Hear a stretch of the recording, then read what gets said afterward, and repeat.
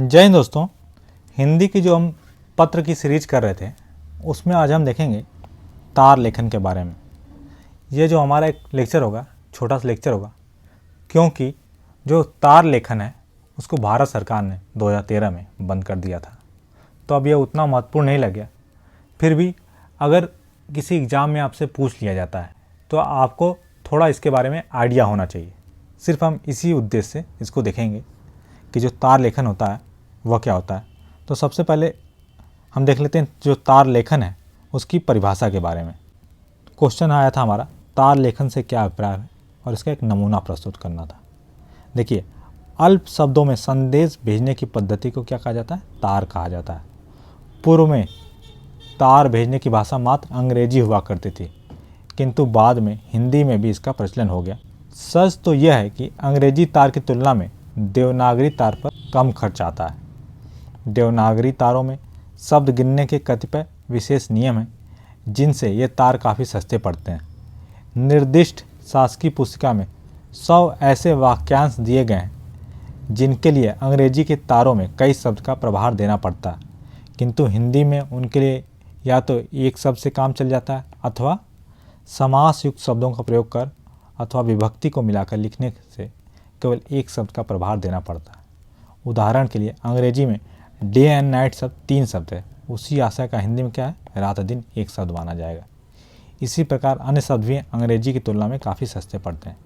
तो कुल मिला के ये कहना चाह रहे हैं कि जो तार पद्धति थी, ये कोई संदेश है उसको हम छोटे शब्दों में जो भेजते थे उसी बोलते थे तार। और पहले तार को अंग्रेजी माध्यम में भेजा जाता था तो काफ़ी ज़्यादा कॉस्टली पड़ता था। बाद में जब हिंदी माध्यम में भेजे जाने लगा तो जो उसकी कास्ट है काफ़ी ज़्यादा डिक्रीज हो गई। यही महत्वपूर्ण इसकी विशेषता है। और किसी कार्य के अति शीघ्रता की स्थिति में इसका प्रयोग होता है। ये सबसे महत्वपूर्ण बात कि काफ़ी ज़्यादा अगर टाइम कम हो तो इसका तार का उपयोग करते थे। और ये 2 प्रकार का होता है। पहला कौन सा? साधारण, और दूसरा क्या होता है? द्रुत।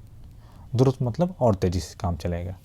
और जो 11 फरवरी 1855 से जो तार सुविधा स्टार्ट हुई थी, इसको 14 जुलाई 2013 को भारत सरकार द्वारा समाप्त कर दिया गया।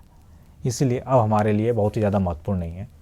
लेकिन हम एक इसका प्रारूप देख लेते हैं कि कैसे लिखा जाता रहा। कि सबसे पहले जो तार यहाँ पे राजकीय नाम, कामा, पता, और अगर यहाँ द्रुतगामी या साधारण है तो, और जो पत्र संख्या है उसका संदर्भ लेते हुए लिख देंगे, जो भी विभाग है, और दिनांक, स्थान, और यहाँ पे हस्ताक्षर, नाम, पदनाम और शासकीय पता। सिर्फ यही महत्वपूर्ण था। तार भेजते समय किन प्रमुख तथ्यों का ध्यान रखा जाता है?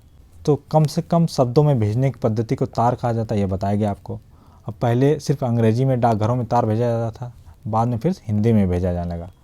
और इसके लिए जो कुछ नियम थे कौन कौन से, जैसे क्या था कि जो 10 अक्षर हैं तक के शब्द पर एक शब्द का तार प्रभार लगता है। यदि एक शब्द में 10 से अधिक अक्षर हों तो 10 अक्षरों का एक और जो अक्षर बाकी रहा उनका भी एक शब्द माना जाएगा। मात्रा को अलग अक्षर नहीं माना जाता है। अधिक से अधिक 10 अक्षरों वाले संपूर्ण क्रियावाचक वाक्य या वाक्यांश को तार प्रभार या टेलीग्राफ चार्ज के लिए एक शब्द गिना जाता है। विभक्तियों के चिन्हों अथवा शब्द सूचक शब्दों को शब्द के साथ मिलाकर लिखना चाहिए। समास युक्त शब्द भी एक ही शब्द गिना जाता है। संयुक्त व्यंजनों में प्रत्येक अक्षर को तार प्रभार के लिए अलग अलग गिना जाता है। व्यापारिक चिन्ह या संख्या गिनने के लिए 5 अंकों या चिन्हों तक के समूह को एक शब्द गिना जाता है। जिस स्थान को तार भेजा जा रहा उसके नाम को एक शब्द माना जाता है, और प्रत्येक विराम चिन्ह कोष्ठकों को भी शब्द माना जाता है। तो ये कुछ महत्वपूर्ण फैक्ट थे जो कि पहले पूछे जाते थे। ये सिर्फ आपको एक बार पता होने चाहिए और कोई बहुत ज़्यादा महत्वपूर्ण नहीं है। एग्जाम्पल के लिए आप ऊपर देखना चाहें तो एक द्रुतगामी तार का जो नमूना है रेलवे द्वारा भेजा गया था तृतीय श्रेणी आरक्षण के लिए। डायरेक्ट आपका जो भी राज्य है जो पता है उसको लिख दिया।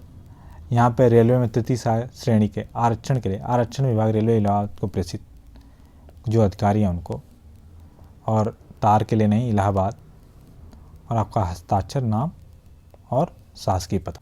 आखिरी में जो कार्यालय है उसका शासन संख्या, दिनांक, और जो प्रतिलिपि है जिसको भेजी गई हुआ, और उसके बाद आज्ञा से हस्ताक्षर, बस रेलवे अधिकारी इलाहाबाद।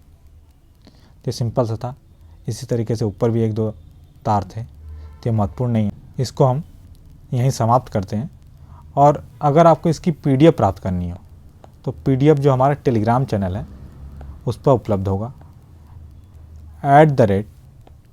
@प्रकाश IAS PCS लिख के आप सर्च कर सकते हैं टेलीग्राम पे और हमसे जुड़ सकते हैं।